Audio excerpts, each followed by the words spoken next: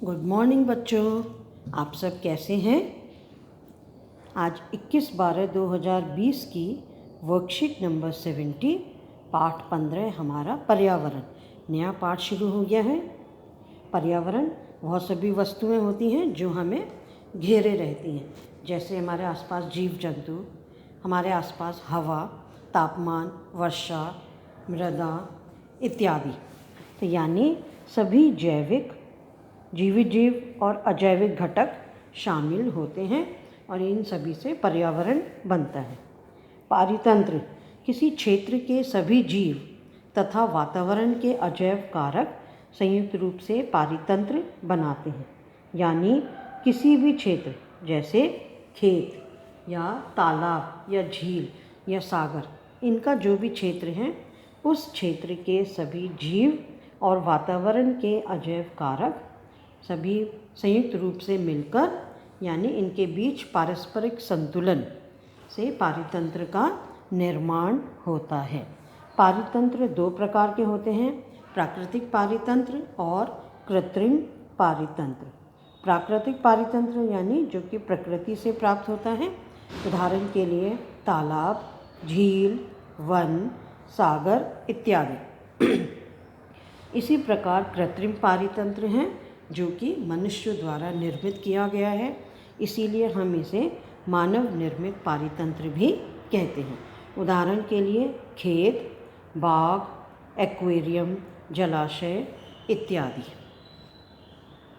अब पारितंत्र के दो घटक होते हैं, एक है जैविक घटक जिसको सजीव घटक भी कहते हैं, दूसरा अजैविक घटक जिसको हम निर्जीव घटक भी कहते हैं। जैविक घटक में जैसे पौधे, जानवर, मनुष्य, सूक्ष्म जीव आदि आते हैं, इन्हें हम जैविक घटक भी कहते हैं और सजीव घटक भी कहते हैं। अजैविक घटक यानी जो निर्जीव जीव होते हैं, जैसे हवा,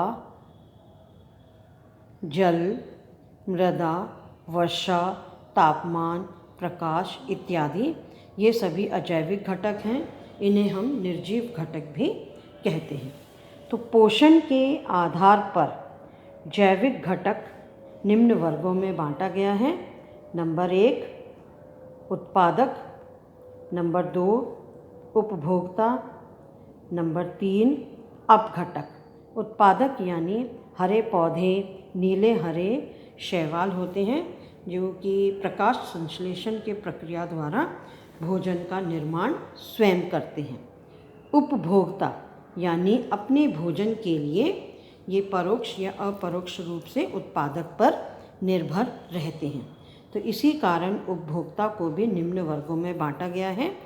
एक शाकाहारी यानी पौधे, हरे पौधे खाने वाले जीव जैसे बकरी हो गई, गाय हो गई आदि। मांसाहारी यानी मांस खाने वाले जीव जैसे शेर, बाघ इत्यादि। सर्वाहारी यानी पेड़ पौधे खाने वाले भी और मांस खाने वाले, दोनों ही खाने वाले जंतुओं को सर्वाहारी कहते हैं, जैसे मनुष्य है, कौवा है आदि। परजीवी यानी जो जिंदा जीवों से अपना भोजन ग्रहण करते हैं और उन्हीं पर ही रहते भी हैं, जैसे जुएं हो गए, जैसे अमरबेल। और अपघटक यानी जो मरे हुए जीवों से अपना भोजन प्राप्त करते हैं, जैसे फफूंदी हो गई, जीवाणु, ये सब अपघटक कहलाते हैं। तो इस कारण पोषण के आधार पर जैविक घटक 3 वर्गों में बांटा जाता है, उत्पादक, उपभोक्ता, अपघटक। और उपभोक्ता के फिर से वर्गों में बांटा जाता है, शाकाहारी, मांसाहारी, सर्वाहारी और परजीवी। और इसी के अनुसार इनके पोषी स्तर भी बनते हैं, जिनको मैं आगे आपको बताऊंगी।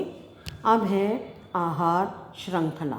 जैसा कि नाम है उसी से पता चल रहा है, ऐसी श्रृंखला जिसमें एक जीव दूसरे जीव को भोजन के रूप में खाता है। जैसे घास को हिरन खाता है, हिरन को शेर खाता है। तो इस तरीके से एक जीव दूसरे जीव को भोजन के रूप में खाता है, तो उससे ये आहार श्रृंखला बन जाती है। पोषी स्तर एक आहार श्रृंखला में, जैसे ये आहार श्रृंखला ऊपर दिखाई है, घास, हिरन, शेर, इस एक आहार श्रृंखला में उन जैविक घटकों जिनमें ऊर्जा का स्थानांतरण होता है उसे हम पोषी स्तर कहते हैं। जैसे घास से ऊर्जा हिरन में गई, हिरन से शेर में, इसको हम कहते हैं पोषी स्तर। पोषी स्तर पर ऊर्जा का प्रवाह। अब इस पोषी स्तर में ऊर्जा का प्रवाह कैसा होता है? नंबर एक दिशा में ऊर्जा प्रवाह, यानी प्रथम पोषी स्तर से दूसरे पोषी स्तर में, दूसरे से तीसरे और तीसरे से चौथे, इस प्रकार ऊर्जा का स्थानांतरण एक दिशा में ही होता है। दूसरा पॉइंट है हरे पौधे। सबसे पहले हरे पौधे होते हैं, उत्पादक है सबसे। प्रथम पोषी स्तर उत्पादक कहलाता है, फिर द्वितीय पोषी स्तर उपभोक्ता में शाकाहारी, तृतीय पोषी स्तर मांसाहारी और चतुर्थ पोषी स्तर सर्वाहारी। तो हरे पौधे यानी उत्पादक सूर्य से प्राप्त कुल ऊर्जा का केवल 1% भाग ही भोजन में बना पाते हैं। अब है 10% नियम। एक पोषी स्तर से दूसरे पोषी स्तर में केवल 10% ऊर्जा का प्रवाह होता है। क्या है?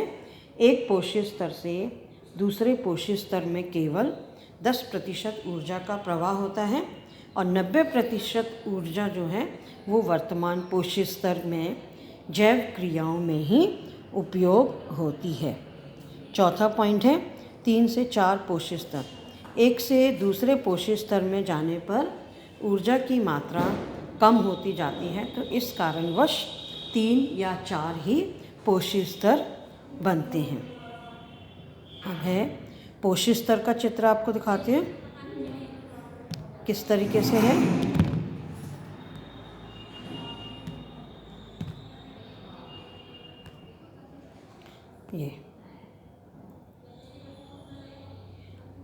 ये आप देख रहे हैं पोषी स्तर। पोषी स्तर का चित्र है ये।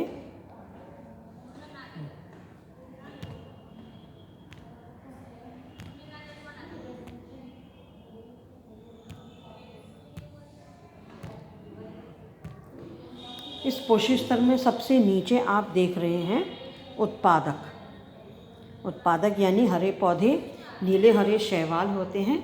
इसको हम प्रथम पोषी स्तर भी कहते हैं। प्रथम पोषी स्तर, ये पोषी स्तर का चित्र है। ये है प्रथम पोषी स्तर, ये द्वितीय पोषी स्तर, तृतीय पोषी स्तर और ये चतुर्थ पोषी स्तर। 4 या 5 तक ही पोषी स्तर बन पाते हैं। इसमें प्रथम पोषी स्तर में उत्पादक आते हैं, फिर द्वितीय पोषी स्तर में प्राथमिक उपभोक्ता यानी शाकाहारी, तीसरे पोषी स्तर में द्वितीयक उपभोक्ता यानी मांसाहारी और चतुर्थ पोषी स्तर में तृतीय उपभोक्ता यानी सर्वाहारी इसमें आते हैं। इस तरीके से ये पोषी स्तर का निर्माण हुआ है। इस पोषी स्तर में ऊर्जा का प्रवाह क्या बताया था? एक दिशा में होता है। एक दिशा यानी प्रथम पोषी स्तर से द्वितीय पोषी स्तर, फिर तृतीय पोषी स्तर, फिर चतुर्थ पोषी स्तर तक ये ऊर्जा का प्रवाह होता है। यानी ऊर्जा का प्रवाह एक ही दिशा में होता है।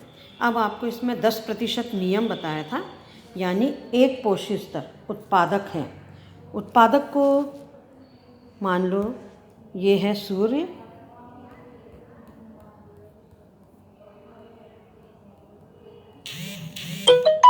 सूर्य के हरे पौधे उत्पादक सूर्य से प्राप्त कुल ऊर्जा का केवल 1% भाग ही भोजन में बदल पाते। तो जितनी ऊर्जा ये लेते हैं, ये उत्पादक केवल 1% को ही बदल पाते हैं। अब मान लो उत्पादक के पास 1000 किलो जूल ऊर्जा है, तो प्राथमिक उपभोक्ता के पास कितनी ऊर्जा जाएगी? इस 1000 किलो जूल का 1% यानी 100 किलो जूल ऊर्जा आ जाएगी। फिर इसके अगले पोषक स्तर के पास इसका 10% यानी 10 किलो जूल, और अगले पोषक स्तर के पास 10 किलो जूल का 10% यानी 1 किलो जूल। तो आप देख रहे हैं एक से प्रथम पोषक स्तर के पास सबसे ज़्यादा ऊर्जा, फिर ऊपर बढ़ते गए तो सबसे कम ऊर्जा, यानी ऊपर सर्वाहारी मनुष्यों में सबसे कम ऊर्जा प्राप्त होती है। ये इस तरीके से पोषक स्तर का चित्र है।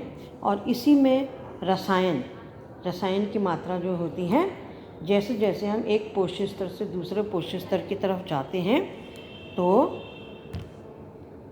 रसायनों की मात्रा में वृद्धि होती जाती है, ऊर्जा की मात्रा में कमी आती जाती है, लेकिन रसायनों की मात्रा में वृद्धि होती है। तो सबसे ज़्यादा रसायन की मात्रा कहाँ पर होती है? चतुर्थ पोषक स्तर, जो सबसे ऊपर, यानी मनुष्यों में सबसे ज़्यादा रसायन पाए जाते हैं, क्योंकि मनुष्य सबसे शीर्ष पर उपस्थित होता है।